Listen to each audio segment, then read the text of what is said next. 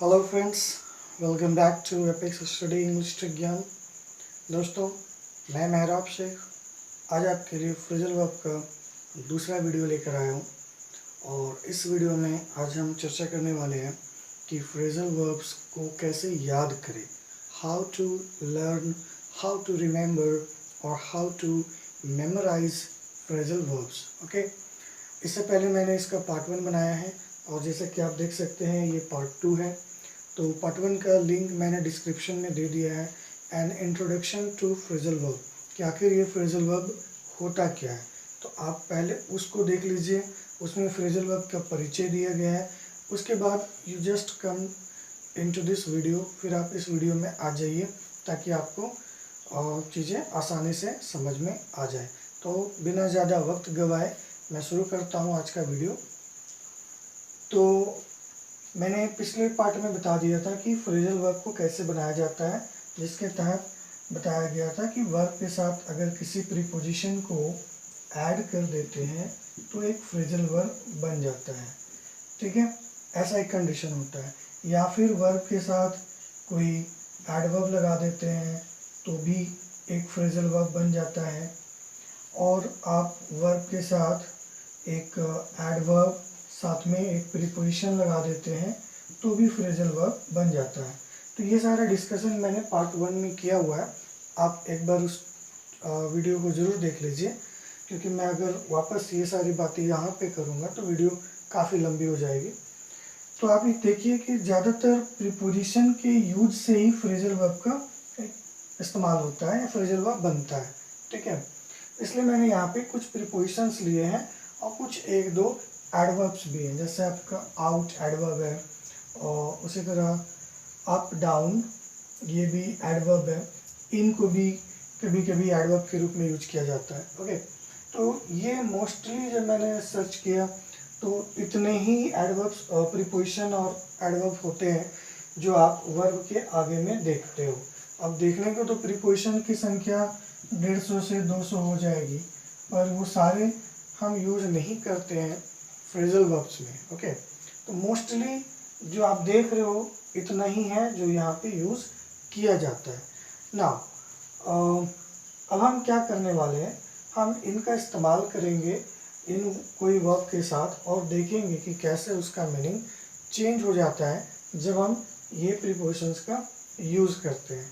तो इसको अच्छे से समझने के लिए आप वीडियो को पूरा एंड तक ज़रूर देखिए। और अगर आप मेरे चैनल पर नए हैं तो चैनल को सब्सक्राइब कर लीजिए, क्योंकि मैं इस चैनल पर इसी तरह की वीडियोज़ हमेशा बनाता रहता हूँ। अगर वीडियो अच्छा लगे तो लाइक कीजिए और अपने दोस्तों में ज़्यादा से ज़्यादा शेयर कीजिए। ठीक है, और कोई क्वेश्चन हो तो कमेंट बॉक्स में ज़रूर बता दीजिए। तो आइए वीडियो को शुरू करते हैं। Okay friends, now you see, मैंने कुछ वर्ब्स लिखा है यहाँ पे, like account, ask, call, so you can read the verbs. Okay, और मैंने एक प्रीपोजिशन लिया है फॉर। अब अगर इन सारे वर्ब्स के साथ किसी प्रीपोजिशन को यूज किया जाए तो क्या होगा। तो ये होगा कि इन सारे वर्ब का मीनिंग, एक नया मीनिंग आएगा, क्योंकि अभी इनका मीनिंग अलग अलग है। अकाउंट का मीनिंग कुछ और है, आस्क का मीनिंग कुछ और है। लेकिन जैसा कि मैंने बताया है अपने पिछले वीडियो में कि जब ये एक वर्ब के साथ किसी प्रीपोजिशन को ऐड किया जाता है तो वो वर्ब एक नया मीनिंग देता है। सो वी यूज़ प्रीपोजिशंस और adverb after a verb to obtain a new meaning. Okay, तो यहाँ पे सबके साथ कॉमन प्रीपोजिशन मैंने लिया है फॉर।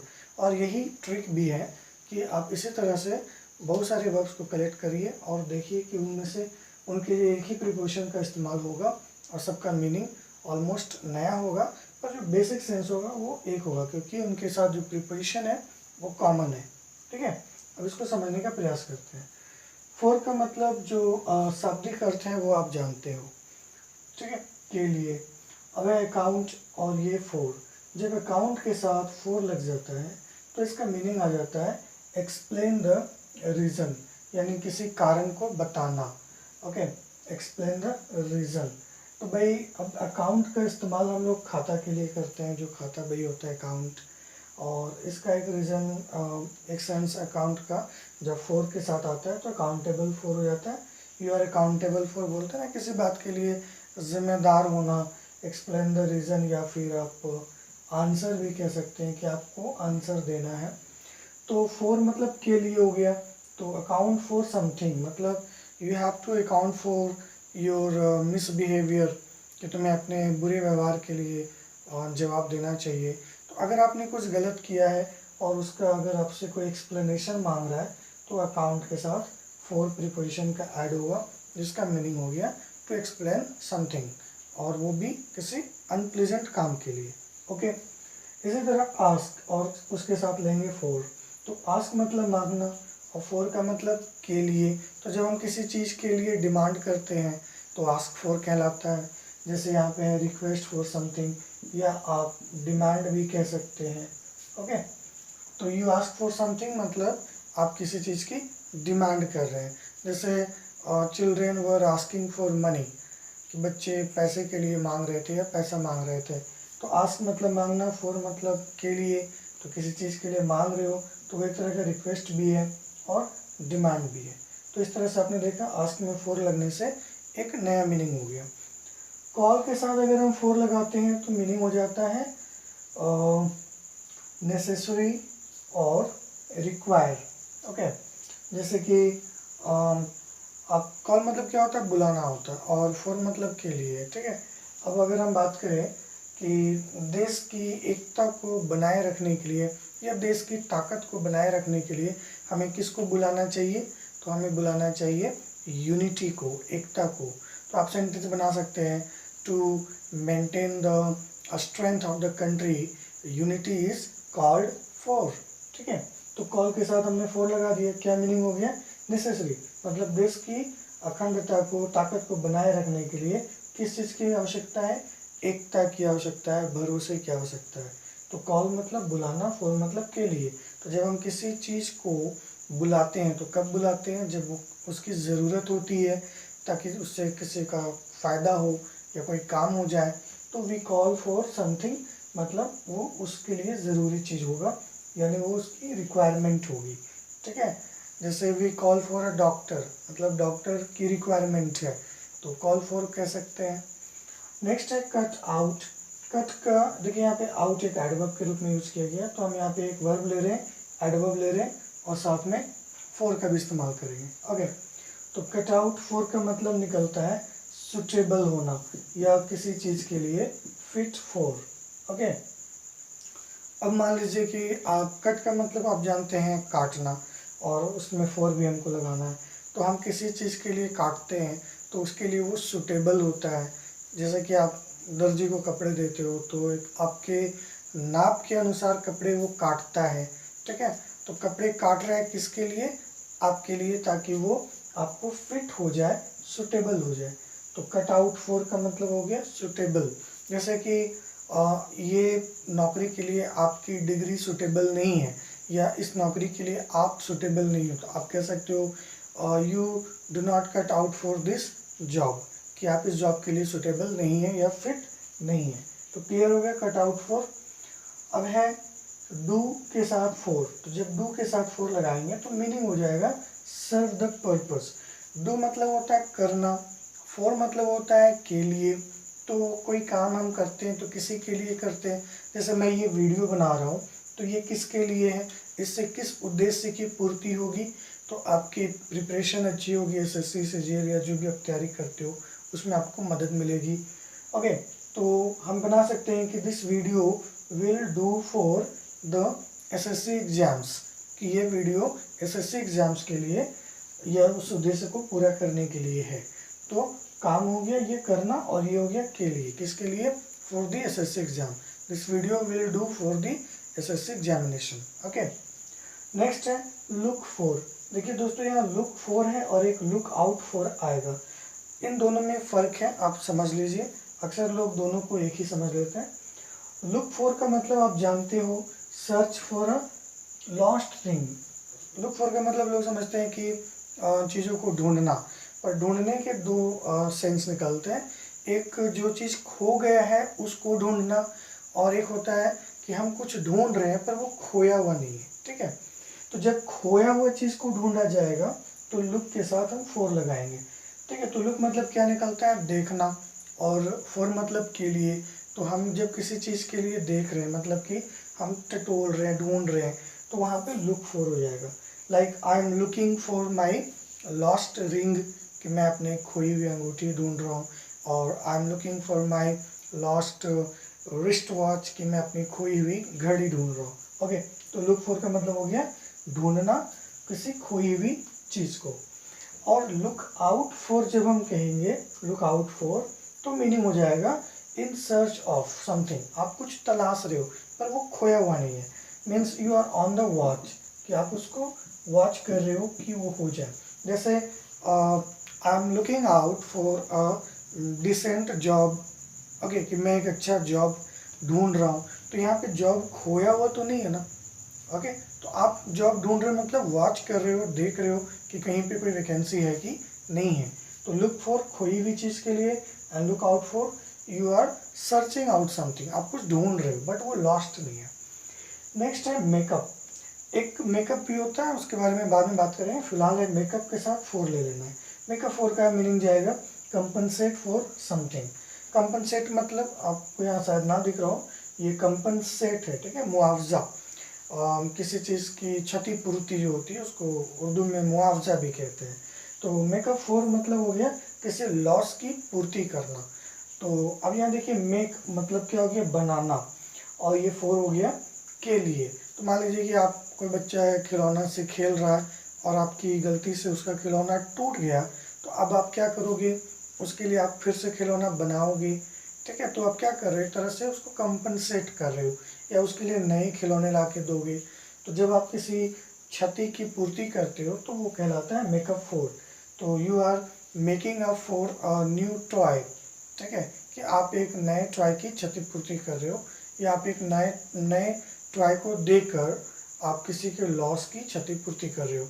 तो you are giving a new toy for making up for something, और making up for old toy. Old toy के कंपनसेशन के तौर पे आप न्यू टॉय दे रहे हो। तो मेकअप फॉर का मतलब हो जाएगा कंपनसेट करना, किसी बात के लिए क्षतिपूर्ति करना। पास के साथ हम फॉर लगाएंगे तो पास फॉर हो जाएगा। पास फॉर का मीनिंग हो गया रिगार्डेड टू बी। पास का मतलब क्या होता है, गुजरना या पार हो जाना, पास करना। और फॉर लगा रहा है तो किसी के लिए पास हो जाना। एक्चुअली मीनिंग हो जाएगा कि जब आप किसी को किसी बात के लिए मानते हो कि ऐसा है, उस बात के लिए जाना जाता है, रिगार्ड किया जाता है, तो हम पास फॉर मतलब कि उसकी जो और जनरेशन है गुजर गई है उसी नाम से, उसी काम से। जैसे हम बात करें टाटा कंपनी की, तो ये बड़े दानवीर कंपनी है एक तरह से। इन्होंने काफ़ी फिलंथ्रोपिस्ट काम किए हैं, दान दिया है, अच्छे अच्छे NGOs हैं इनके। तो आप यहाँ पे कह सकते हो कि the Tata company is pass for philanthropist job, okay, या Ambani is pass for his wealth, कि वो अपने वेल्थ के लिए रिगार्ड किया जाता है या जाना जाता है। तो उसकी जनरेशन है जो उससे गुजर चुकी है, उसी सेंस में चला जाएगा। तो पास फॉर यानी उसके कई काम बीत गए हैं, गुजर गए हैं, या उसका नाम गुजर गया है उस काम के लिए। तो पास फॉर हो गया किसी के लिए किसी बात पर वो जाना जाए या मशहूर हो। सेंड के साथ जब हम फॉर लगा देंगे तो मीनिंग हो जाएगा समन। समन मतलब कॉल करना होता है, बुलाना होता है। कोई बीमार पड़ गया तो हम भेजते हैं किसी को, भाई जाओ डॉक्टर को बुला के ले आओ। तो सेंड मतलब भेजना, एंड फॉर मतलब के लिए। तो हमने आपको किसके लिए भेजा, डॉक्टर के लिए। तो I send for a doctor, ठीक है, मैंने डॉक्टर के लिए भेजा किसी को। तो यहाँ पे हो गया सेंड फॉर मतलब भेजना या बुलाना, कॉल करना एक तरह का। नेक्स्ट है स्टैंड फॉर। तो ये स्टैंड फॉर का क्या मतलब दिया, रिप्रेजेंट करना। स्टैंड मतलब खड़े होना, फॉर मतलब किसी के लिए। तो जब कोई किसी के लिए खड़ा होता है, मतलब अगर वो नहीं आया तो उसके जगह पे वो आता है, तो वो स्टैंड फॉर हो जाता है। फॉर एग्जांपल हम लोग बोलते हैं MLA। तो MLA में क्या होता है कि जो पूरा वर्ड है वो हमने नहीं लिया, मेंबर ऑफ लेजिस्लेटिव असेंबली। तो MLA stands for member of legislative assembly. तो यहाँ पे MLA किसके लिए आ रहा है, किसके लिए खड़ा हो रहा है, उस पूरे वर्ड के लिए, मेंबर ऑफ लेजिस्लेटिव असेंबली। तो स्टैंड के साथ जब फॉर लगाते हैं तो इसका मतलब होता है कि आप किसी चीज़ को रिप्रेजेंट कर रहे हो, ठीक है।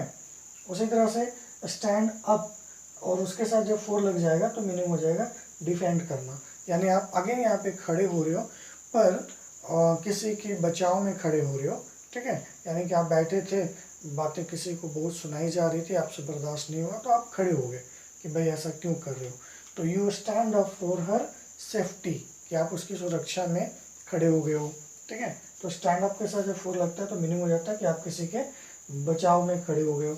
जैसे लोग अक्सर जुलूस निकालते हैं, रैलीज निकालते हैं और वहाँ पे किसी के विरुद्ध बात करते हैं, नारे लगाते हैं, तो people stand up for inhumanity against animals, okay, या वीमेन, तो इस तरह का वाक्य बना सकते हो stand up for.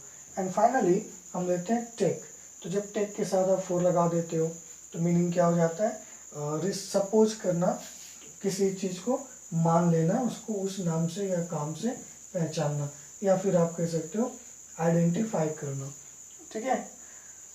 Take for granted हम लोग बोलते हैं ना, टेक फॉर ग्रांटेड यानी जैसा है वैसा मान लो, तो टेक मतलब लेना, तो मान लेना, एंड फॉर मतलब के लिए, मतलब वो जिस तरह से है उसी के लिए या वैसा ही मान लेना, ठीक है।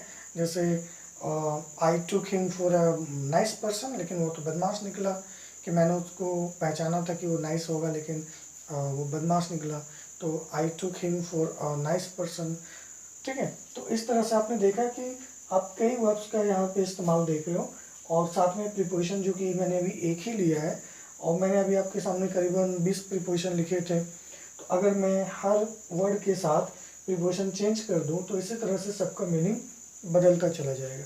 और ये मैं कर दूंगा, आपके लिए कर दूंगा, लेकिन आपको इसके लिए कमेंट करना होगा, तब जाके मैं दूसरे तीसरे प्रीपोजिशंस को भी यहाँ पे रखूँगा और उसका मीनिंग को जस्टिफाई करूँगा। फॉर एग्जांपल यहाँ पे अप लगाऊंगा तो अब सब में तो अप नहीं जाएगा, लेकिन मेक के साथ अप है तो आ जाएगा, या लुक के साथ अप आ जाएगा, और आस्क के साथ तो नहीं जाता है, स्टैंड में अप आ जाता है, या टेक अप भी होता है, ओके।